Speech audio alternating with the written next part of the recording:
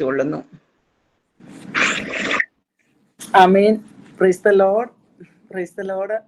ഞാൻ ആദ്യമായിട്ടാണ് ഇങ്ങനെ ഒരു സ്റ്റേജിൽ നിൽക്കുന്നത്.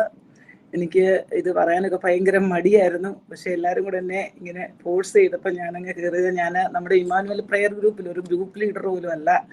തുടക്കത്തിൽ എന്നെ കൊണ്ട് 2 ദിവസം ഇവർ റാഗ് ചെയ്യുന്ന പോലൊക്കെ പ്രാർത്ഥിപ്പിച്ചു ഇമ്മാനുവൽ പ്രെയർ ഗ്രൂപ്പ് തുടങ്ങിയപ്പം. അപ്പം ഞാൻ നോക്കിയപ്പം രമണിയുടെയും രാജമ്മയുടെയും ബിസിയുടെയും ഒക്കെ പ്രാർത്ഥന, ബീനയുടെ ഒക്കെ പ്രാർത്ഥന കേട്ടപ്പോൾ ഞാൻ പേടിച്ചു പോയി. പിന്നെ ഞാൻ പറഞ്ഞു, ഞാൻ ഗ്രൂപ്പ് ലീഡർ ആകാനൊന്നും ഇല്ല, നിങ്ങളൊക്കെ ഗ്രൂപ്പ് ലീഡർ ആയിക്കോ. പിന്നെ എനിക്ക് അതിന് തക്ക ഒരു സാഹചര്യവും സമയമില്ലായിരുന്നു. അങ്ങനെ ഞാൻ ഗ്രൂപ്പ് ലീഡർ ഒന്നുമല്ല. അപ്പം ഞാൻ പറഞ്ഞു, ഞാൻ അടുക്കളയിൽ കുക്ക് ചെയ്യുന്ന ഒരാളായിട്ട് ഇരുന്നുള്ളൂ, നിങ്ങൾ എല്ലാവർക്കും വിളമ്പി കൊടുക്കുക എന്നൊക്കെ ഞാനിങ്ങനെ തമാശന് പറയുമായിരുന്നു.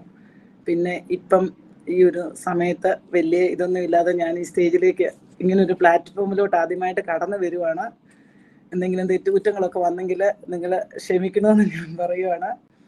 എൻ്റെ പേര് ജോസി. ഞാൻ റാന്നി കോയിക്കൽ കുടുംബാംഗമാണ്. എന്നെ കല്യാണം കഴിപ്പിച്ചത് റാന്നി പട്ടണമഠത്തിൽ, ഞങ്ങളുടെ കല്ലിശ്ശേരിയിലാണ്. എൻ്റെ ഹസ്ബൻഡ് ജോമോന്, എനിക്ക് 2 ആൺമക്കള്, കുറിയാക്കോസ്, ജോസ്. കുറിയാക്കോസിൻ്റെ വൈഫ് റേച്ചല്, ഒരു മോള് തീയ. ജോസ് PG അച്ചൂറിൽ സയൻസ് സ്കോട്ട്ലൻഡിൽ ചെയ്യുന്നു. അതാണ് ഞങ്ങളുടെ കുടുംബം. ഇനി ഞാൻ എൻ്റെ സാക്ഷ്യത്തിലേക്ക് ഞാൻ കടക്കുകയാണ്. എൻ്റെ യൗവനകാലത്ത് എനിക്ക് സൃഷ്ടാവിനെ അറിയാൻ ദൈവം വലിയൊരു എന്നെ വിളിച്ച് വേർതിരിച്ചു. 21ാമത്തെ വയസ്സിൽ ഞാൻ എൻ്റെ കർത്താവിനെ സ്വന്തം രക്ഷിതാവായിട്ട് സ്വീകരിച്ചു. ഞങ്ങളുടെ അടുത്തൊരു അമ്മമ്മയുണ്ടായിരുന്നു. അമ്മാമ്മയുടെ വീട്ടിൽ പ്രാർത്ഥനയ്ക്ക് പോകുമ്പം ഇടയ്ക്ക് ഞാൻ പ്രാർത്ഥനയ്ക്കൊക്കെ പോകുമ്പോൾ അമ്മാമ്മ പറയും, ജോസി ഇന്ന് കർത്താവിനെ രക്ഷിതാവായിട്ട് സ്വീകരിക്കണം, എന്നിട്ട് എന്നും ഇത് ഓർക്കണം, എന്നോടൊരു ഡേറ്റും ഇതൊക്കെ പറഞ്ഞു. അന്ന് ഞാൻ അത്ര സീരിയസ് അല്ലാതെ കാരണം ഞാനത് അത്ര ഇതായിട്ടൊന്നും എടുത്തില്ല. എന്നിട്ട് ഞാൻ എണ്ണീറ്റ് നിന്ന് ദൈവത്തിന് ഞാൻ എൻ്റെ സ്വന്തം രക്ഷിതാവായിട്ട് സ്വീകരിച്ചു. അങ്ങനെ എൻ്റെ യൗവനകാലത്ത് എൻ്റെ ദൈവത്തെ രക്ഷിതാവായിട്ട് സ്വീകരിച്ചു. ഞാൻ ഇന്ന് പുറകോട്ട് ഞാൻ തിരിഞ്ഞു നോക്കുമ്പം കഴിഞ്ഞ മാസം എനിക്ക് 58 വയസ്സ്. ഞാൻ 59 വയസ്സിലേക്ക് കടക്കുന്ന സമയം. അത് വേണമെങ്കിൽ നമുക്ക് വാർദ്ധക്യകാലം എന്ന് തുടങ്ങിയെന്ന് പറയാം, അല്ലെ? യൗവനകാലത്ത് ദൈവത്തെ അറിഞ്ഞ് വാർദ്ധക്യകാലത്ത് എനിക്ക് ഫലം പുറപ്പെടുവിക്കാൻ തക്കവണ്ണം ഇന്നൊരു ഗ്രൂപ്പ് തുടങ്ങി ഫലം പുറപ്പെടുവിക്കാൻ തക്കവണ്ണം ദൈവം എന്നെ നിങ്ങളുടെ മുന്നിൽ നിർത്തിയതിനായിട്ട് ദൈവത്തിന് ഞാൻ 1000 നന്ദി പറയുന്നു. അതുപോലെ എന്താ പറയണ്ടേ, ഞാൻ 21ാമത്തെ വയസ്സിൽ ഒരു പ്രാരംഭ ധ്യാനം, അന്ന് കരിസ്മാറ്റിക് ധ്യാനങ്ങളൊക്കെ തുടങ്ങുന്ന സമയമാണ്. അപ്പം ഞാനൊരു ഞങ്ങൾ കാത്തലിക്സ് ഒക്കെ ഉള്ള സ്ഥലത്താണ്. ഞാൻ റാന്നി കാര്യമാണെങ്കിലും വെച്ചുചിറ എന്ന ഒരു ഗ്രാമത്തിലാണ് ഞാൻ വളർന്നത്. അപ്പോൾ ആ ഭാഗത്ത് ഒത്തിരി കാത്തലിക്സ് ഒക്കെ ഉള്ളതാണ്, എൻ്റെ ഫ്രണ്ട്സ് ഒക്കെ ഉണ്ടായിരുന്നു. അങ്ങനെ ഞാൻ ഒരു പ്രാരംഭ ധ്യാനം, ഒരു വളർച്ചാ ധ്യാനം ആ നാളുകളിൽ തന്നെ കൂടാനായിട്ട് എനിക്ക് ദൈവം ഇടവരുത്തി. അങ്ങനെ എനിക്ക് തോന്നുന്നു ദൈവം എന്നെ നോക്കി വെച്ചിരുന്ന ഒരാളാണെന്ന് തോന്നുന്നു. അങ്ങനെ ധ്യാനമൊക്കെ കൂടി. അത് കഴിഞ്ഞ് എൻ്റെ കല്യാണം കഴിഞ്ഞു. ഞാൻ ഡൽഹിയിലേക്ക് വരുന്നു. എനിക്ക് നല്ല ദൈവമുള്ളൊരു ആളെയാണ് എൻ്റെ ഭർത്താവായിട്ട് ദൈവം തന്നത്. ഞാൻ കല്യാണമൊക്കെ കഴിഞ്ഞ് ഡൽഹി വരുമ്പം എനിക്ക് ഹിന്ദി അറിയാൻ മേല, എനിക്ക് ഇംഗ്ലീഷ് അറിയാൻ മേല. TV കാണാമെന്ന് വെച്ച് കഴിഞ്ഞാൽ ഞങ്ങളൊരു ഫ്ലാറ്റിലാണ് താമസിക്കുന്നത്, ഗവൺമെൻറ് ഫ്ലാറ്റിലാണ് താമസിക്കുന്നത്. TV കാണാമെന്ന് വെച്ചാൽ TV ഹിന്ദിയാണ്, ദൂരദർശൻ മാത്രമേ ഉള്ളൂ അന്നത്തെ സമയത്ത്. അപ്പം TV കണ്ടാൽ ഒന്നും മനസ്സിലാകത്തില്ല. പിന്നെ പത്രം വായിക്കാമെന്ന് വെച്ച് കഴിഞ്ഞാൽ മലയാളമാണ്, അല്ല ഇംഗ്ലീഷാണ് പത്രം, ഇംഗ്ലീഷിലായിരുന്നു. അന്നും മലയാളം പത്രം ഇല്ല, ഒരു 33 years ബിഫോർ നടന്ന സംഭവം. അപ്പം ഞാൻ നോക്കിയിട്ട് വേറെ ടൈം പാസ് ഒന്നുമില്ല. അപ്പം ഞാനിങ്ങനെ നോക്കുമ്പം എൻ്റെ ഭർത്താവ് ഒരു അന്ന് മധുബായിലൊക്കെ കയറുന്ന ആളൊക്കെ ആയിരുന്നേ. അപ്പം വീട്ടിൽ ഒത്തിരി സ്പിരിച്വൽ ബുക്സ് ഒക്കെ ഉണ്ട്. ഞാൻ ചെല്ലുമ്പോൾ എൻ്റെ ഭർത്താവ് ഒരു ബൈബിളൊക്കെ മൊത്തം വായിച്ചൊക്കെ തീർന്നു, ഒരു 30 വയസ്സായപ്പോഴത്തേക്ക് ബൈബിളൊക്കെ വായിച്ച് തീർന്ന ഒരാളായിരുന്നു. അപ്പം ഞാൻ ചെല്ലുമ്പോൾ ഒത്തിരി സ്പിരിച്വൽ ബുക്സ് ഒക്കെ ഉണ്ട്. അപ്പം സമയം വീട്ടിലെ പണിയൊക്കെ തീർന്നു കഴിയുമ്പോൾ ഞാൻ ഈ ബുക്കുകളൊക്കെ, ഞാനൊരു വായനയുള്ള ഒരാളായിരുന്നു. അപ്പം ഞാൻ ഈ ബുക്കുകളൊക്കെ ഇരുന്ന് വായിക്കാൻ തുടങ്ങി. അങ്ങനെ കുറേ PP ജോബിൻ്റെ പുസ്തകം, നമ്മുടെ ജീസസ് കോൾസ് ദിനകരൻ്റെ പുസ്തകം, പിന്നെ PG വർഗീസ് എന്ന് പറയുന്ന ഒരു അങ്കിളിൻ്റെ, ഇന്ത്യൻ ഇവാഞ്ചലിക്കൽ ടീമിൻ്റെ PG വർഗീസ് അങ്കിളിൻ്റെ ഒരു പുസ്തകം, കുറേ പുസ്തകങ്ങളൊക്കെ. സമയം കിട്ടുമ്പോൾ ഒത്തിരി വേറെ മാഗസിൻസ് ഒക്കെ വരുന്നുണ്ട്. അപ്പം ഞാനിതൊക്കെ വായിച്ച് തീർക്കും. പിന്നെ എനിക്ക് ഇടയ്ക്ക് നോവലുകളൊക്കെ കൊണ്ടുത്തരും, മലയാളം നോവൽസ് ഒക്കെ കൊണ്ടുത്തരും. എനിക്കൊരു ഇച്ചിരി വായന ഉണ്ടായിരുന്ന കാരണം അതൊക്കെ ഇങ്ങനെ വായിച്ച് ഞാനിങ്ങനെ ഈ സ്പിരിച്വൽ പുസ്തകമൊക്കെ വായിച്ച് ഭയങ്കര ഇൻസ്പയർ ആയിട്ടിരിക്കുന്ന ഒരു സമയമാണ്. അങ്ങനെ 2 വർഷം കഴിയുന്നു, എനിക്കൊരു കുഞ്ഞ് ജനിക്കുന്നു. കുഞ്ഞ് ജനിച്ചു കഴിഞ്ഞ് 1 വയസ്സായി, 2 വയസ്സായി, 3 വയസ്സാകുമ്പോൾ ഞാൻ നോക്കുമ്പം എൻ്റെ കുഞ്ഞ് 2 വയസ്സ് കഴിഞ്ഞിട്ട് സംസാരിക്കുന്നില്ല, 3 വയസ്സായപ്പം നോക്കുമ്പോൾ സംസാരിക്കുന്നില്ല. അങ്ങനെ ഞങ്ങൾ ഒരു ഡോക്ടറെ അടുത്തോട്ട് പോയി ഡോക്ടറെ അടുത്ത് ചെന്നപ്പോൾ ഡോക്ടർ പറഞ്ഞു അവനൊരു ഹിയറിംഗ് എംബേഡ് എന്ന് പറഞ്ഞാൽ അവന് കുറച്ച് കേൾക്കാം കുറച്ച് കേൾക്കത്തില്ല, പാർഷ്യലി ഹിയറിംഗ് എംബേഡ് എന്ന് പറയും. അപ്പോൾ അങ്ങനെ വന്നപ്പോൾ ഡോക്ടർ പറഞ്ഞു ഇവന് ഹിയറിംഗ് എയ്ഡ് വെക്കണം. ഞാൻ പറയുന്നത് എൻ്റെ മൂത്ത മകൻ കുറിയാക്കോസിൻ്റെ കാര്യമാണേ. ഹിയറിംഗ് എയ്ഡ് വെക്കണം, ഒരു ലോങ് പ്രോസസ്സാണ്, സ്പീച്ച് തെറാപ്പി ഒക്കെ കൊടുക്കണം. അപ്പം നമ്മൾ ജനിക്കുന്ന ഒരു കൊച്ച് 1-ാമത്തെ വയസ്സിൽ ജനിക്കുമ്പോൾ തൊട്ട് കേൾക്കാൻ തുടങ്ങുന്ന ഒരു കുഞ്ഞ്, കേൾവിയില്ലാത്ത കുഞ്ഞുങ്ങൾ ഒട്ടും കേൾക്കത്തില്ല. അപ്പം 3 വയസ്സ് കഴിയുമ്പോഴേ ഇവന് ഹിയറിംഗ് എയ്ഡ് വെച്ചിട്ട് ആണ് പിന്നെ കേൾക്കാൻ പറ്റുന്നത്. അപ്പം അങ്ങനെ ഞങ്ങൾ പെട്ടെന്ന് ഹിയറിംഗ് എയ്ഡ് മേടിച്ചു വെച്ചു.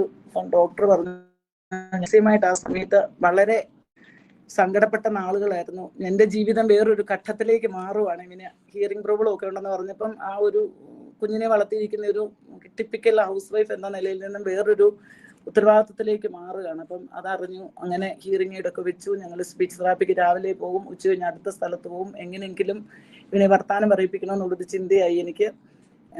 അപ്പം ഡോക്ടർ പറഞ്ഞു 5 വയസ്സാകുമ്പോഴത്തേക്ക് ബ്രെയിനിൻ്റെ വളർച്ച നിൽക്കും, ചിപ്പൊക്കെ അടയാൻ തുടങ്ങും.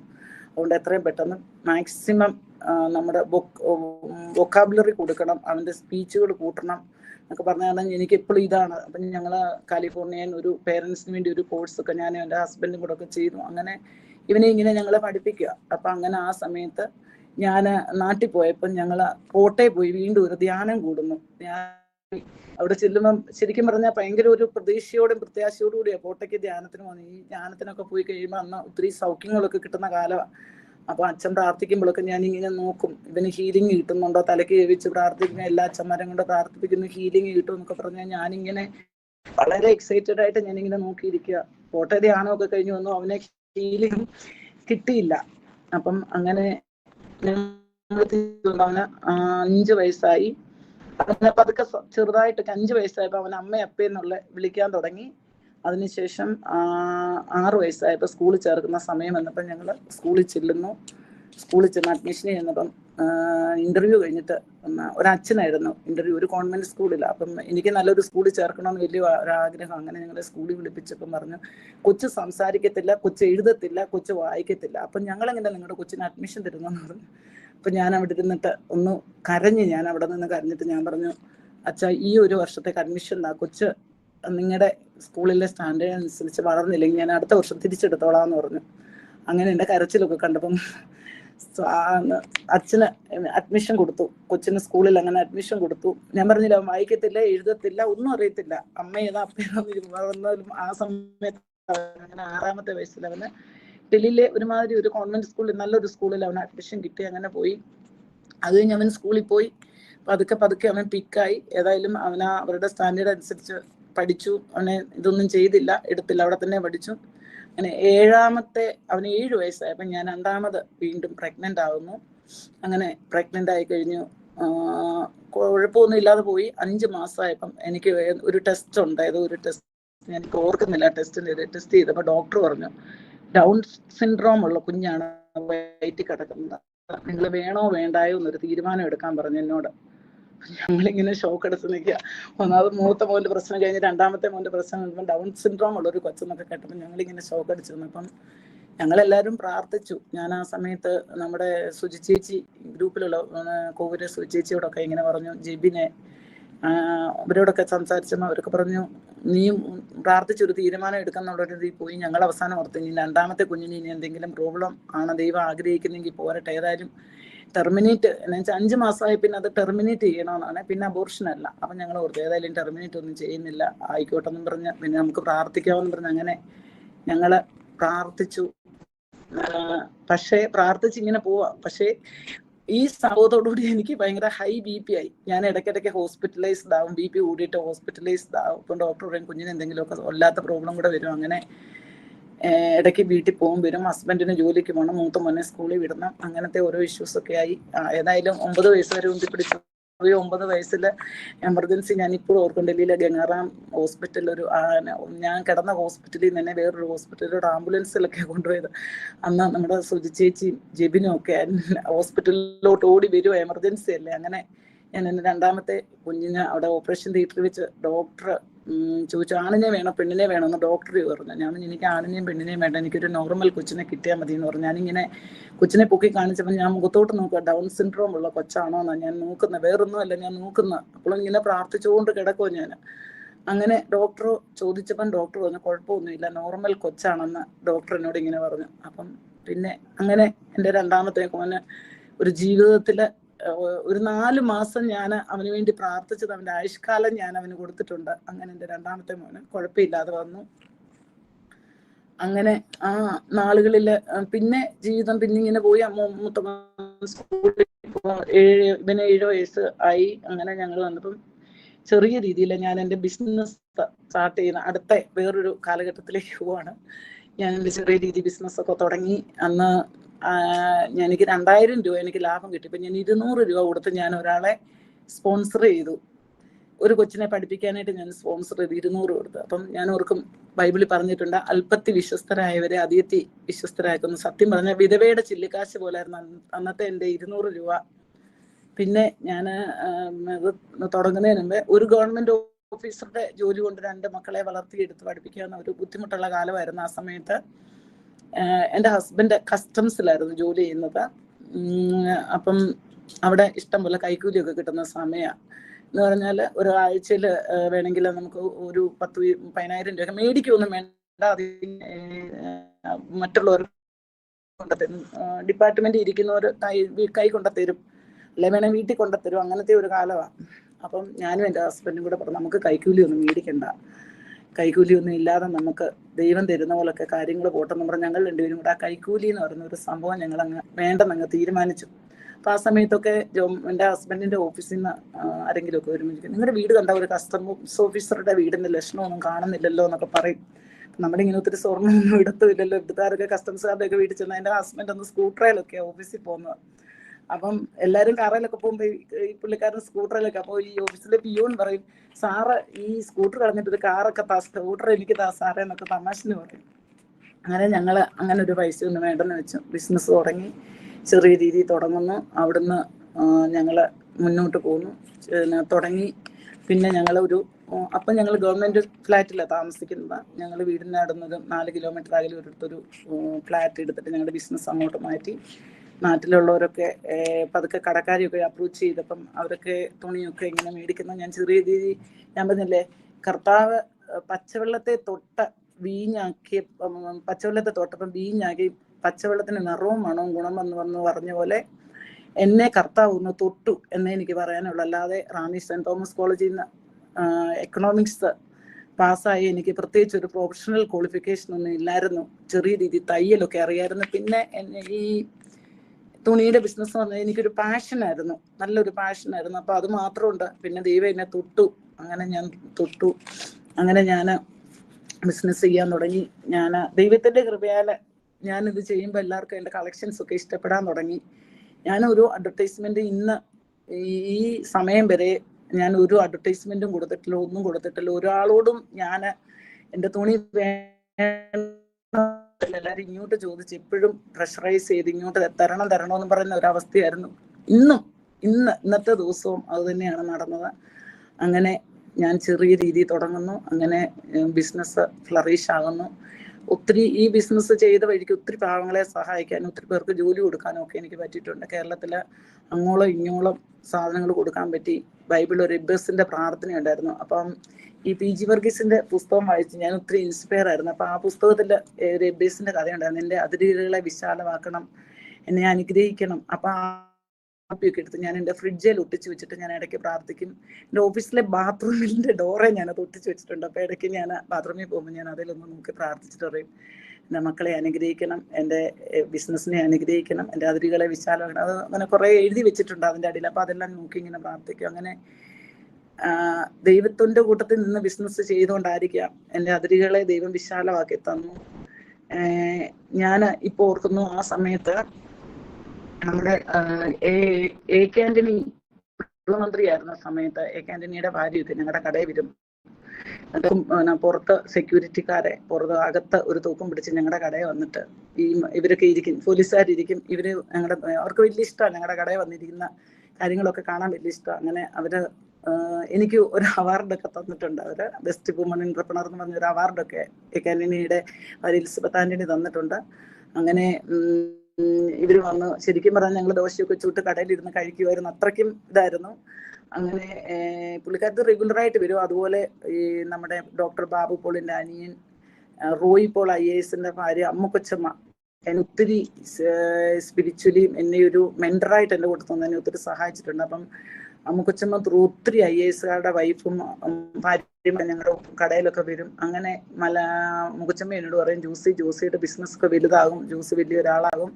അപ്പം ദൈവം ജോസിക്ക് തരുന്നതൊക്കെ മറ്റുള്ളവർക്കൊണ്ട് കൂട്ടിയ ജോസ് കുടുംബത്തിന് വേണ്ടിയല്ല, മറ്റുള്ളവർക്ക് കൂടെ വലുതാകുമ്പോൾ സഹായിക്കണം എന്നൊക്കെ അമ്മുക്കൊച്ചമ്മ എന്നോട് പറയും.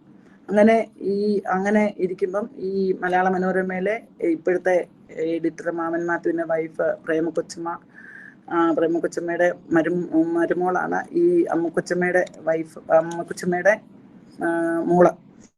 ഇവര് വരും. അങ്ങനെ എൻ്റെ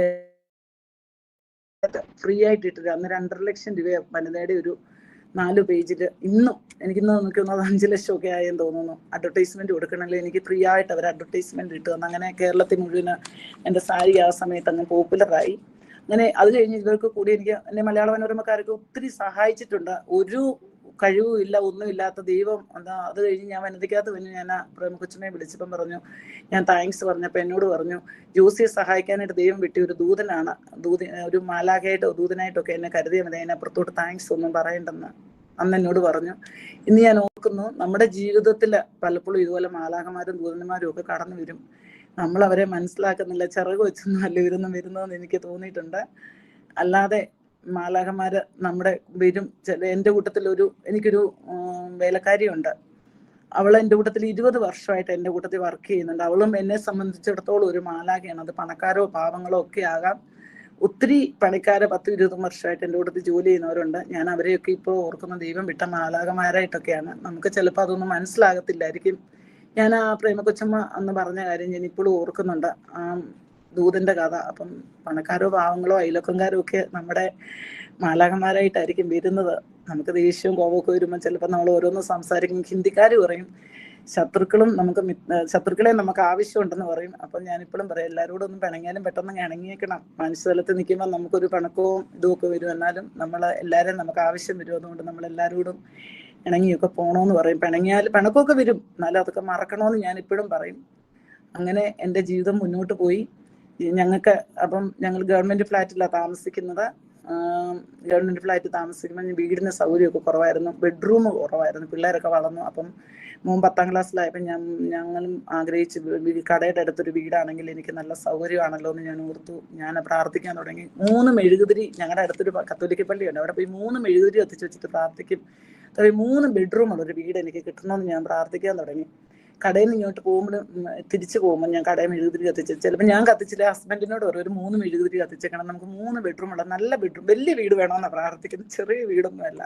അപ്പം PG വർഗീസിന്റെ പുസ്തകത്തിൽ എഴുതിയിട്ടുണ്ട്, നമ്മൾ എപ്പോഴും വലുതേ ചോദിക്കാവുള്ളൂ, ഒന്നും ചെറുത് ചോദിക്കില്ലെന്ന് പറഞ്ഞു. അപ്പൊ അത് വെച്ചിട്ട് എനിക്ക് വലിയൊരു വീട്, 3 ബെഡ്റൂമുള്ള ഒരു വീട് വേണമെന്ന് ഞാൻ പ്രാർത്ഥിക്കാൻ തുടങ്ങി. അങ്ങനെ വീട് തപ്പി ഞാൻ നടന്നു. ഞങ്ങൾ അപ്പോഴത്തേക്ക് ഗവൺമെന്റ് ഫ്ലാറ്റിൽ നിന്ന് ഷിഫ്റ്റ് ആയിട്ട് കടയുടെ അടുത്ത് ഒരു വാടക വീട്ടിൽ താമസിക്കാം. അപ്പം റെന്റൊക്കെ കൂടിയപ്പോൾ എന്നെ എല്ലാവരും പിന്നെയും വഴക്ക് പറയാൻ തുടങ്ങി, ഒരു വീട് മേടിയില്ല. അങ്ങനെ വീട് മേടിക്കാൻ നടന്നിട്ട് ഞങ്ങളുടെ കടയുടെ ആ ഏരിയ ഒരിച്ചിരി എക്സ്പെൻസീവ് ഏരിയ ആയിരുന്നു. അപ്പം ഒത്തിരി വീട് പോയി കണ്ടിട്ടൊന്നും ഇഷ്ടപ്പെട്ടില്ല. അപ്പൊ അവസാനം ഒരു വീട് കണ്ടു. പക്ഷെ വീടിന് ഭയങ്കര വില, നമ്മുടെ അടുത്ത് പൈസ ഇല്ല, അത്രയൊന്നും എത്തി നോക്കാൻ മേലാത്ത പോലെ പൈസ. ഹസ്ബൻഡിനോട് പറയാൻ തന്നെ എനിക്ക് ഭയങ്കര മടി. അപ്പം ആ വീട് പണിതുകൊണ്ടിരിക്കുക, സ്ട്രക്ചറൊക്കെ പണിത് തീർന്ന് കിടക്കുന്ന സമയം ഞാൻ രാവിലെ ഞങ്ങളുടെ വാടകയ്ക്ക് താമസിക്കുന്ന വീടിന്റെ അടുത്ത് തന്നെയാണ്. അപ്പൊ ഞാൻ രാവിലെ നടക്കാൻ ഇറങ്ങുമ്പം ഞാൻ ഈ പുസ്തകം വായിച്ചതിന്റെ ഒരു ഓർമ്മ വെച്ചിട്ട് ഞാൻ ഈ വീടിന് മുന്നിൽ നിന്ന് പോയി പ്രാർത്ഥിക്കും, കർത്താവേ എനിക്ക് വീട് തരണം, എനിക്ക് ഇവിടെ ഒന്ന് താമസിക്കണം, എനിക്ക് വീട് തരണം കർത്താവേ. ഞാൻ ഇങ്ങനെ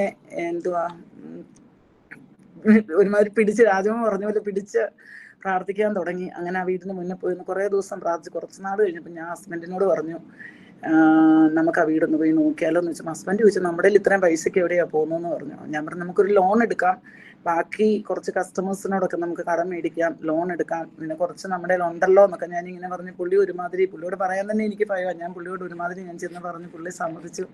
അങ്ങനെ പുള്ളിയെ വീട് കൊണ്ട് കാണിച്ചു.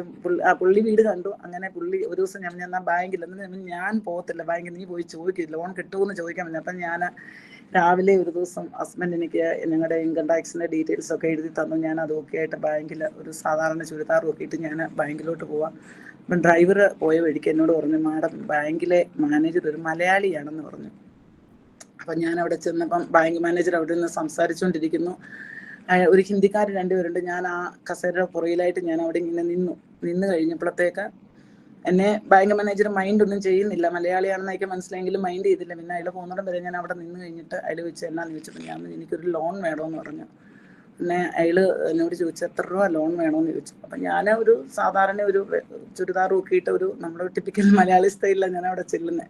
അപ്പം എന്നോട് ചോദിച്ചപ്പോൾ ഞാൻ എനിക്കൊരു 1.5 കോടി രൂപ ലോൺ വേണമെന്ന് പറഞ്ഞു. അയാൾ എന്നെ ഇങ്ങനെ നോക്കി, രാവിലെ ഒരു മലയാളി വന്നിട്ട് 1.5 കോടി രൂപ ലോൺ വേണമെന്ന് പറയുന്നത്, നിങ്ങളിങ്ങനെ അന്തം വിട്ട് എന്നെ നോക്കുക. അപ്പം ഞാൻ പറഞ്ഞു ഇതാ ഞങ്ങളുടെ ഇൻകം ടാക്സ് ഡീറ്റെയിൽസ്, നിങ്ങളിതൊന്ന് ചെക്ക് ചെയ്യണമെന്ന് പറഞ്ഞു. അപ്പം ഞാൻ പറഞ്ഞു HDFC-ക്കാർ തരാമെന്ന് പറഞ്ഞിട്ട് നിങ്ങൾക്ക് തരാൻ പറ്റുമെന്ന് ഒന്നും പറ, ഞാൻ അങ്ങനെയാണെങ്കിൽ എൻ്റെ ഹസ്ബൻഡിനെ പറഞ്ഞു വിടാമെന്ന്. അപ്പോൾ ഹസ്ബൻഡ് എന്നോടൊന്നും കിട്ടത്തില്ല, എനിക്ക് അതുകൊണ്ട് എനിക്ക് ചോദിക്കാൻ മടിയാന്ന് പറഞ്ഞാൽ ഹസ്ബൻഡ് അങ്ങനെ പോകാതിരുന്ന.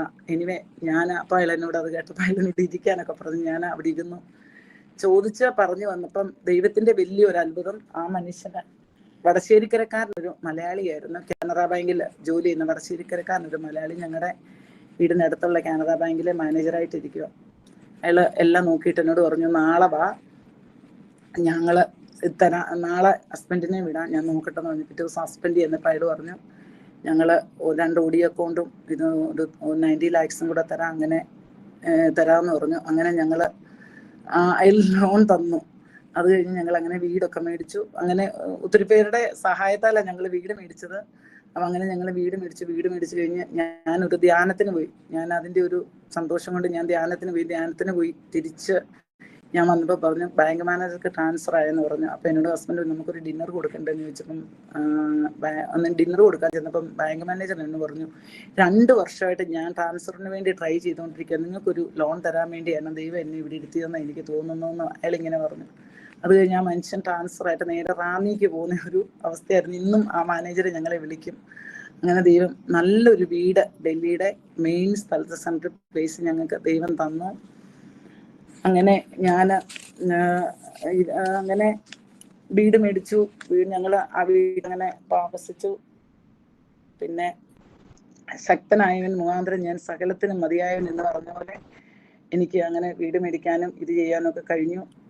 പിന്നെ അല്പത്തില് വിശ്വസ്തരായവരെ ദൈവം അധികത്തില് വിശ്വസ്തരാക്കുന്നു എന്നൊക്കെ എനിക്കിപ്പം പറയാൻ കഴിയുന്നുണ്ട്. പിന്നെ മോൻ്റെ കഥ ഇനി ഞാൻ പറയാം. മൂത്ത മോൻ്റെ കഥയിലോട്ട് ഞാൻ തിരിച്ചു വരാം. മൂത്ത മോൻ അങ്ങനെ 10ാം ക്ലാസ്സിൽ അത്യാവശ്യം മാർക്കൊക്കെ മേടിച്ച് അവന് ജയിച്ചു. 11, 12 അവന് വിത്തൗട്ട് മാത്സ് അവന് +1 +2 ചേർന്നു. +1 + 2 ചേർന്നു. അങ്ങനെ വിത്തൗട്ട് മാത്സ് കൊമേഴ്സ് എടുത്ത് അവൻ ചേർന്നു. അങ്ങനെ അവൻ 65% മേടിച്ച് അവന് +2 പാസ്സായി.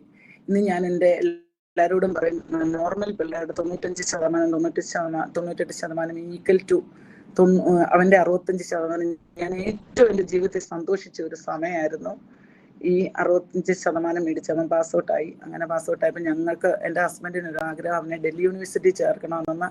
BCom വിത്തൗട്ട് മാത്സുകാർക്ക് കോളേജിൽ അഡ്മിഷൻ കിട്ടാത്ത ഒരു സമയമാണ്. അപ്പം അവന് അഡ്മിഷൻ കിട്ടുകയില്ലെന്നും പറഞ്ഞ് ഞങ്ങളിരിക്കുക. BCom പാസ് കിട്ടും, BCom ഓണേഴ്സ് കിട്ടത്തില്ല വിത്തൗട്ട് മാത്സ്. അപ്പം അന്നത്തെ കോൺഗ്രസ് ഗവൺമെന്റ് റൂൾ കൊണ്ടുവന്നിട്ട് പറഞ്ഞു ബിരുദ കോഴ്സുകളെല്ലാം 4 വർഷമാക്കും, അതുകൊണ്ട് മാത്സ് ഇല്ലാത്ത പിള്ളേർക്ക് അഡ്മിഷൻ കൊടുക്കാമെന്ന് പറഞ്ഞു. അങ്ങനെ അവനെ മാത്സ് ഇല്ലാതെ തന്നെ കോളേജിൽ അഡ്മിഷൻ കിട്ടുമെന്നൊരു സാഹചര്യം വന്നു. അപ്പം ഞാൻ ഇവന് മാത്സ് ഉള്ള സബ്ജക്റ്റ് എങ്ങനെ പഠിക്കുമെന്നൊക്കെ ഞാൻ എൻ്റെ മനസ്സിലുണ്ട്. പക്ഷെ അവന് മാത്സിന്റെ അഡ്മിഷൻ കിട്ടി. സെക്കൻഡ് സെമസ്റ്ററിൽ മാത്സ് ഉള്ള സബ്ജക്റ്റിനെല്ലാം അവൻ തോറ്റുപോയി. ഞാൻ പറഞ്ഞു കൊറിയയുടെ BCom പഠിത്തം ഇതോടുകൂടി അവസാനിച്ചെന്ന് പറഞ്ഞു. അങ്ങനെ ഇരിക്കുമ്പം ഇവന്റെ സെക്കൻഡ് സെമസ്റ്റർ ആയപ്പോഴത്തേക്ക് BJP ഗവൺമെന്റ്, കോൺഗ്രസ് ഗവൺമെന്റ് മാറി. അന്നാണ് BJP അധികാരത്തിലോട്ട് കയറി വരുന്ന സമയം. നമുക്ക് BJP ഗവൺമെന്റ് പറഞ്ഞു തിരിച്ച് 3 വർഷത്തെ കോഴ്സ് കൊണ്ടുവരും, അതുകൊണ്ട് ഞങ്ങള് ഈ തോറ്റ പിള്ളേരെ എല്ലാം ജയിപ്പിച്ചു വിടുവാന്ന് യൂണിവേഴ്സിറ്റിയും പറഞ്ഞു. അങ്ങനെ അവൻ മറ്റുള്ള സബ്ജക്റ്റിന് മാർക്ക് ഉണ്ടായിരുന്നുകൊണ്ട് ഇവനെ ജയിപ്പിച്ചു വിട്ടു. അപ്പോഴും ഞാൻ ഓർത്ത് ഇവനെ എങ്ങനെ ബികോം പാസ്സാകും, എങ്ങനെ ബികോം പാസ്സാകും എന്നൊക്കെ എൻ്റെ മനസ്സിൽ കിടക്കുക. അപ്പം ആ നാളിൽ ഇവൻ സെക്കൻഡ് ഇയർ ആയപ്പോൾ ഇവൻ്റെ കോളേജിൽ ഇവൻ്റെ കൂടെ പഠിക്കുന്ന ഒരു ചെറുക്കൻ ഒരു പയ്യൻ ഒരു ആക്സിഡന്റ്, ഒരു ലക്നൌവിൽ നിന്നുള്ള ഒരു ചെറുക്കൻ, അവനൊരു ആക്സിഡന്റ് ആയിട്ട് നടുവിന് താഴോട്ട് തളർന്നു പോയപ്പോൾ അവൻ എന്നോട് നമ്മ എൻ്റെ ക്ലാസ്സിൽ പഠിക്കുന്ന ഒരു ചെറുക്കൻ ആക്സിഡന്റ് ആയി. അപ്പം ഞാൻ പറഞ്ഞാൽ ഞാനിവിടെ വരാം, ഞാനൊന്ന് കണ്ടിട്ട് വരാമെന്ന് പറഞ്ഞ് ഞാൻ ഇവൻ്റെ കൂട്ടത്തിൽ കാണാൻ പോയി. അങ്ങനെ കാണാനായിട്ട് ഞാൻ അവിടെ ചെന്ന് അവനോട് സംസാരിക്കുകയൊക്കെ ചെയ്ത് കഴിഞ്ഞപ്പം ഇങ്ങനെ ഭയങ്കര ഡിപ്രസ്ഡ് ആയിട്ടിരിക്കും. എനിക്കും അവനെ കണ്ടിട്ട് ഭയങ്കര സന്തോഷം. അവന് college school topper, first semester second അല്ല ടോപ്പറും സ്റ്റേറ്റ് പ്ലെയറും ആയിരുന്നു ക്രിക്കറ്റ്. കാണാൻ ഒരു 6 അടി പൊക്കം, 6 അടി കൂടുതൽ പൊക്കമുള്ള ഒരു സ്മാർട്ട് ഒരു പയ്യൻ, കണ്ടാൽ നമ്മൾ ഒരിക്കലും സഹിക്കത്തില്ല. അതുപോലെ ഞാൻ ആ പയ്യനെ ഞാൻ അവിടെ വെച്ച് കണ്ടു. അങ്ങനെ സംസാരിച്ച് എൻ്റെ പേരൻസുമായിട്ടൊക്കെ സംസാരിച്ച്, അമ്മയുണ്ട് കൂട്ടത്തിൽ, അമ്മയും ഒരു സഹോദരനും ഉണ്ട്. അങ്ങനെ സംസാരിച്ചപ്പം ഞങ്ങൾ പറഞ്ഞു പരീക്ഷക്കാലം വരുമ്പം അപ്പം ഞങ്ങളുടെ കടയിൽ ഒരു ഗസ്റ്റ് റൂം ഉണ്ട്. അപ്പം ഞങ്ങൾ പറഞ്ഞു വേണമെങ്കിൽ നിങ്ങൾ അവിടെ വന്ന് താമസിച്ച് ഇവിടെ ഒന്ന് ചോദ്യമൊക്കെ പൊക്കോളൂ എന്ന് പറഞ്ഞു. അങ്ങനെ ഇവൻ ഞങ്ങളുടെ കടയിലോട്ട് ഇവന് ഇവിടുത്തെ റൂമിലോട്ട് ഇവനെ എടുത്തോണ്ടാ റൂമിലോട്ട് കയറ്റുന്നതും ഇറക്കുന്നതും ഒക്കെ. അങ്ങനെ അവൻ ഇരുന്ന സമയത്ത് ഈ എൻ്റെ മോനെ അവന് പഠിപ്പിക്കും. അവന് ഈ ഹിയറിംഗ് എംപെയർഡ് പിള്ളേർക്കുള്ള ഒരു കുഴപ്പം എന്നാന്ന് ചോദിച്ചു കഴിഞ്ഞാൽ ക്ലാസ് ടീച്ചർ പറയുന്നത് വ്യക്തമായ രീതിയിൽ എപ്പോഴും മനസ്സിലാകത്തില്ല. ഇപ്പം ക്രച്ചസ് വെച്ച് നടക്കുന്ന ഒരാൾക്ക് നോർമൽ ആൾക്കാരെ പോലെ നടക്കാൻ പറ്റത്തില്ല എന്ന് പറഞ്ഞ പോലെ തന്നെ ഹിയറിംഗ് എയ്ഡ് വെച്ച് ഒരാൾക്ക് വ്യക്തിക്ക് നോർമലായിട്ട് നമ്മൾ സംസാരിക്കുന്നില്ല, അതുപോലെ ക്യാച്ച് ചെയ്യാൻ പറ്റത്തില്ല. വീട്ടിൽ ട്യൂഷനും ഒക്കെ കൊടുത്ത് അല്ലെങ്കിൽ ഒരാൾ അതുപോലെ എല്ലാം പറഞ്ഞു കൊടുത്താൽ, അല്ലെ അതുപോലെ നല്ല വായിക്കുക ഹാർഡ് വർക്ക് ചെയ്യുന്നവരൊക്കെ അങ്ങ് കയറിപ്പോവും. അപ്പൊ ഇവനിങ്ങനെ ആൺപിള്ളേരല്ല, അവനിങ്ങനെ ഇതായിരുന്നു. അപ്പൊ അങ്ങനെ അവന് ബികോമിന് കയറി കഴിഞ്ഞ് ഈ പയ്യന് 1 മാസം പരീക്ഷ അവൻ വീട്ടിൽ വന്ന് നിൽക്കുമ്പോൾ ഇവനെല്ലാം പറഞ്ഞു കൊടുക്കും. അല്ലാതെ ഇവന് ട്യൂഷനും ഉണ്ടായിരുന്നു. അങ്ങനെ ഇതെല്ലാം പോയി ഈ പഠിപ്പിച്ചു. ഇവനെ സഹായിക്കാനായിട്ട് ദൈവം വിട്ടു. അപ്പം ഞാൻ പറഞ്ഞു വന്നത്, ഇവൻ കുഞ്ഞായിരുന്നു ഇപ്പോഴും തലേ കൈവച്ച് ഞാൻ കർത്താവ് ശാമുവേലിനെ പോലെ ഇവന് ബുദ്ധി കൊടുക്കണം, ദൈവത്തെ അറിയുന്നവനാണ്, ദൈവത്തിന് വേണ്ടി ജീവിക്കുന്നവനാണ്. അപ്പൊ എൻ്റെ ഒരു ആന്റി പറഞ്ഞു തന്നായിരുന്നു, ഇങ്ങനെ നീ പാല് കൊടുക്കുമ്പോഴൊക്കെ ഇങ്ങനെ പ്രാർത്ഥിക്കണമെന്ന് പറഞ്ഞു തന്നാൽ ഞാൻ ഇപ്പോഴും തലയിൽ ഇങ്ങനെ കൈവച്ച് പ്രാർത്ഥിക്കും. പിന്നെ ഞങ്ങൾ വൈകിട്ട് സന്ധ്യാപ്രാർത്ഥന കഴിഞ്ഞ് 2 മക്കളുടെ തലയിലും കൈ വെച്ച് പ്രാർത്ഥിക്കും. ഞാൻ നിങ്ങളോടൊക്കെ പറയുന്നത് പിള്ളേരെ കുറിച്ചൊക്കെ വിഷമിക്കുന്നവരും ഇതൊക്കെ ഉള്ളവര് പിള്ളേരെ ഉറങ്ങിക്കിടക്കുമ്പോഴൊക്കെ പോയി ഒന്ന് തലയെ കൈവച്ച് പ്രാർത്ഥിക്കണം. ഈ ഗ്രൂപ്പിൽ കുഞ്ഞുമക്കളുള്ളവരും വലിയവരുടെ ആണെങ്കിലും വേണ്ടിയില്ല, അവരറിയാതാണെങ്കിലും ഇടയ്ക്കൊന്ന് തലയിലൊക്കെ ഒന്ന് കൈവച്ച് പ്രാർത്ഥിക്കണം. അപ്പം ഞാൻ എപ്പോഴും പ്രാർത്ഥിക്കുമ്പോൾ എനിക്ക് തുടക്കത്തിൽ ഒരു ആന്റി പറഞ്ഞു തന്നതും പ്രകാരം ഞാൻ അങ്ങ് പ്രാർത്ഥിക്കും, ശാമുവേലിനെ പോലെ ബുദ്ധി കൊടുക്കണം. അന്ന് ഞാനീ വലിയ ബൈബിൾ നോളജ് ഒന്നും ഇല്ലെങ്കിലും ഞാൻ അതങ്ങ് കണ്ടിന്യൂ ചെയ്തുകൊണ്ടിരിക്കും. ഞാൻ പറഞ്ഞു വന്നത്, ഈ പറഞ്ഞ പയ്യൻ അവന് പേര് ശാമുവേൽ എന്നായിരുന്നു. ഈ ആക്സിഡന്റ് ആയിട്ട് വന്ന കുറിയയുടെ കൂട്ടത്തിൽ ഞങ്ങളുടെ വീട്ടിൽ താമസിച്ച് കുറിയയുടെ ക്ലാസ്സിൽ പഠിച്ച് ഈ പയ്യന്റെ പേര് ശാമുവേൽ എന്നായിരുന്നു. കുറിയയ്ക്ക് ബുദ്ധിമുട്ട് വന്നപ്പോൾ ശാമുവേലിനെ പോലെ ബുദ്ധി കൊടുക്കണമെന്ന് പറഞ്ഞപ്പോൾ ദൈവ സ്വർഗത്തിൽ നിന്ന് അല്ല ലക്നൌവിൽ നിന്ന് ശാമുവേൽ എന്നൊരു പയ്യനെ അവന്റെ സഹായത്തിന് വേണ്ടി അയക്കുന്നു. അവൻ ബികോം നല്ല രീതിയിൽ കുറിയ അങ്ങനെ പാസ്സായി. അപ്പം ഇവന് സ്കൂളിലൊക്കെ പഠിക്കുമ്പോൾ ഞാൻ പറയാം, 10ാം ക്ലാസ് പാസ്സാകാൻ മതി, 12ാം ക്ലാസ് 10 കഴിഞ്ഞപ്പോൾ ഞാൻ 12 പാസ്സാകാം. ഡിഗ്രി ആയപ്പോൾ ഞാൻ അവനോട് ചേട്ടാ നീ ഡിഗ്രി പാസ്സാക്കണമെന്ന് പറഞ്ഞു. അങ്ങനെ ഡിഗ്രി കഴിഞ്ഞപ്പോൾ ചോദിച്ചമ്മ, എല്ലാരും പറഞ്ഞു എടാ ഡിഗ്രി PG ഒന്നും ഇല്ലെങ്കിൽ ഒരു ജോലി ഒന്നും കിട്ടത്തില്ല എന്ന് പറഞ്ഞു. അങ്ങനെ അല്ല, പെണ്ണിനെ കിട്ടത്തില്ല. അപ്പം 18 വയസ്സായപ്പോൾ ഞാൻ പ്രാർത്ഥിക്കാൻ തുടങ്ങി, ദൈവമേ ഇവനൊരു പെണ്ണിനെ കിട്ടണം.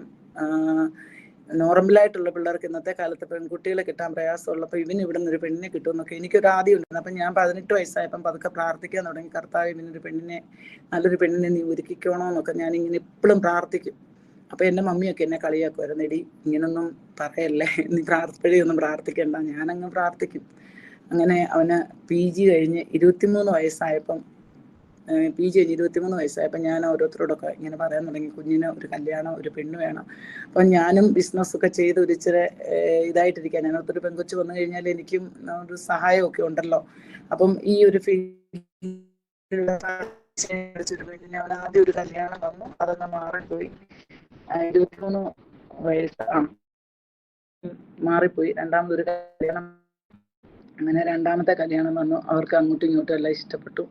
24-ാമത്തെ വയസ്സിൽ അവൻ്റെ കല്യാണം കഴിയുക എന്ന് പറഞ്ഞാൽ, പഠിത്തം കഴിഞ്ഞ ഉടനെ ഓൾമോസ്റ്റ് അവൻ്റെ കല്യാണം കഴിഞ്ഞു. ഞാൻ ഇപ്പോഴും പറയും, നമ്മൾ എല്ലാം ദൈവത്തോട് മുന്നമേ ഓർത്തോർത്ത് ചോദിച്ചൊക്കെ മേടിച്ചു കഴിഞ്ഞാൽ കല്യാണം എന്തായാലും, ജോലിയായാലും കല്യാണമായാലും വീടായാലും എല്ലാം നമ്മൾ നേരത്തെയൊക്കെ ചോദിക്കാൻ തുടങ്ങിക്കഴിഞ്ഞാൽ എനിക്ക് തോന്നുന്നു നേരത്തെ സ്വർഗത്തിൽ അവിടെയും ക്യൂ ആയിരിക്കും. നേരത്തെ നമ്മുടെ പ്രാർത്ഥനയൊക്കെ അവിടെ ഇതായിട്ടിരിക്കും എന്തോ.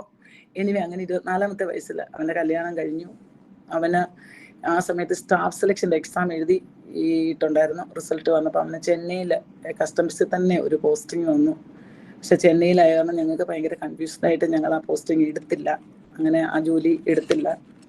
ഇനി 40 വയസ്സ് വരെ പരീക്ഷ എഴുതാൻ ഇനിയിപ്പം എഴുതണമെന്ന് പറഞ്ഞിരിക്കുക. ഇന്നിപ്പം അവന് 31 വയസ്സായി. ഞാനിപ്പോഴും പ്രാർത്ഥിക്കുന്ന ഒരു കാര്യം ഉണ്ടായിരുന്നു. രൂത്തിനെയും നവോമിയും പോലെ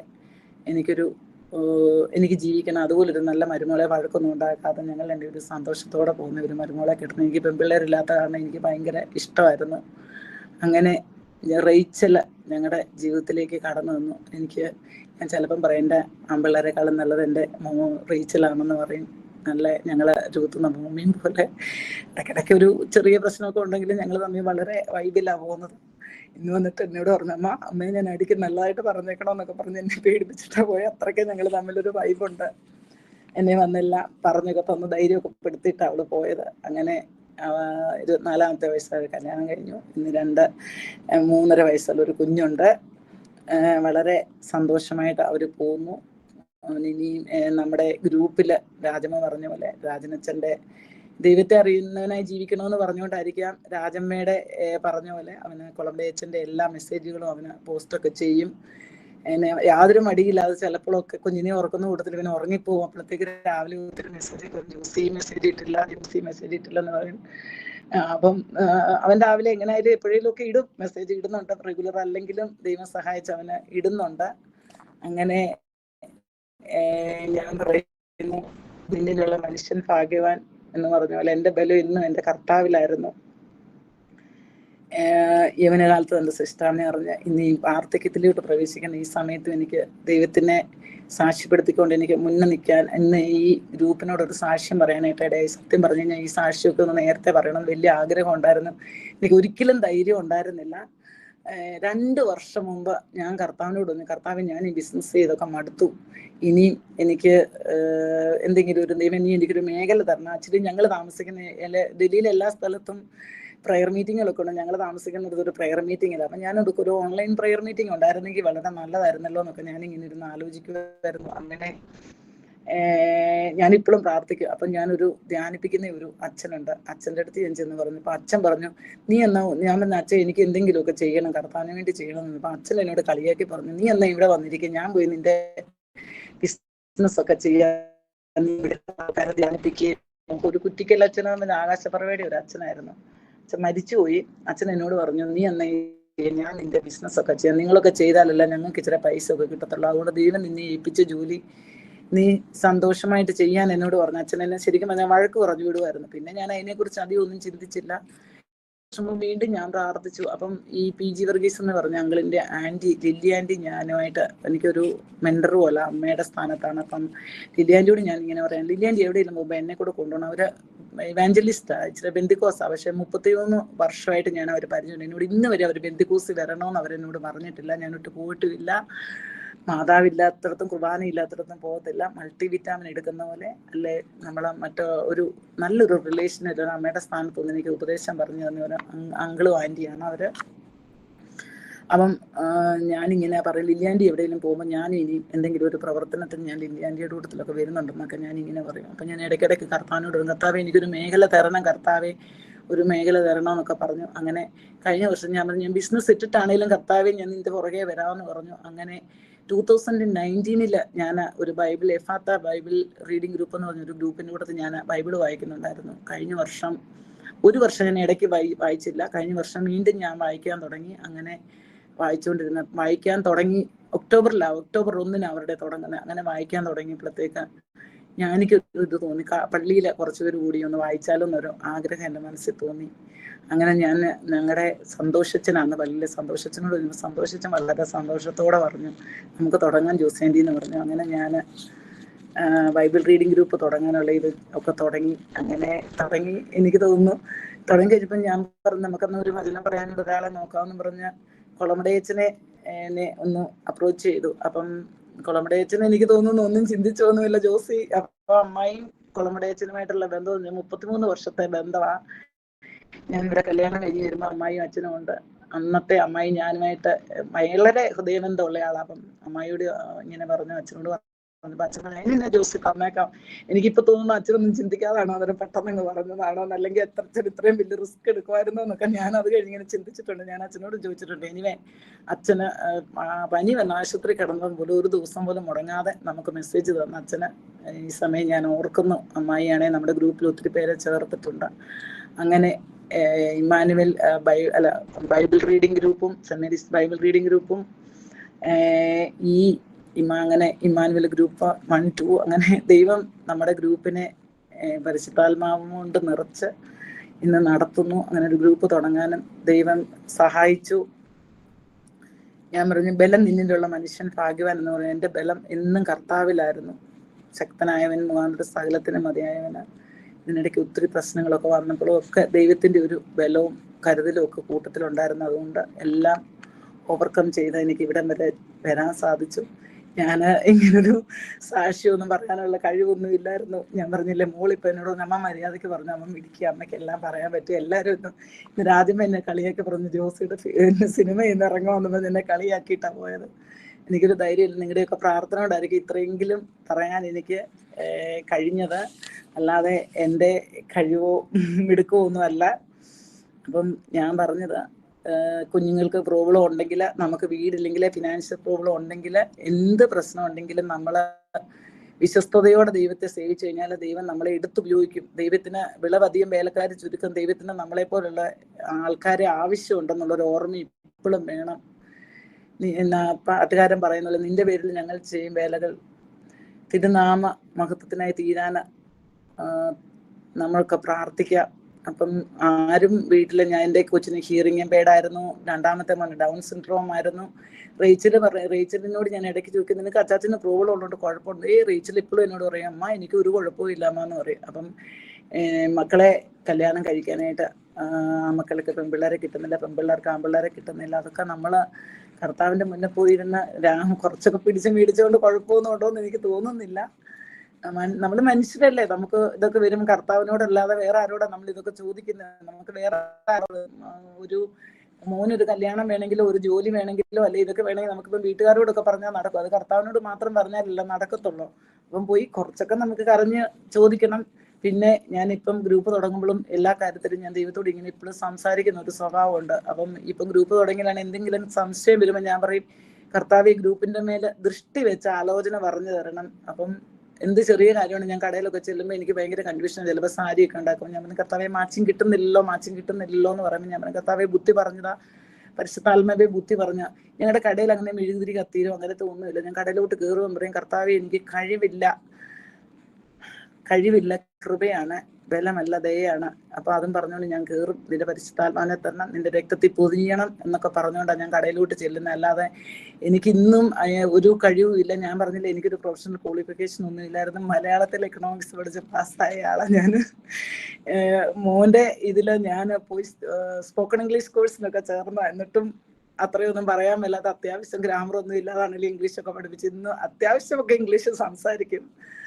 അങ്ങനെ ദൈവം നിറവും മണവും ഒന്നും ഇല്ലാത്ത ജോസിയെ, വെച്ചുച്ചിറ എന്ന ഗ്രാമത്തിൽ കിടന്ന ജോസിയെ ഡൽഹി കൊണ്ടുവന്ന് ഒരു എൻ്റെ അതിരുകളെ, എബീസിന്റെ പ്രാർത്ഥന പോലെ എൻ്റെ അതിരുകളെ വിശാലമാക്കി തന്ന ഒരു ദൈവമാണ് എന്നെ ഇത്രത്തോളം നടത്തി. ഇന്ന് ഗ്രൂപ്പിന്റെ മുന്നിൽ ഞാൻ ആദ്യമായിട്ടൊരു സാക്ഷ്യം പറഞ്ഞത്. എന്തെങ്കിലും കുറവുകളൊക്കെ ഉണ്ടെങ്കിൽ നിങ്ങൾ ക്ഷമിക്കണം.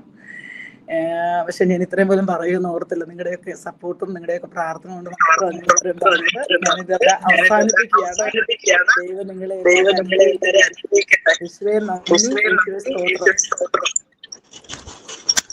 Thank you.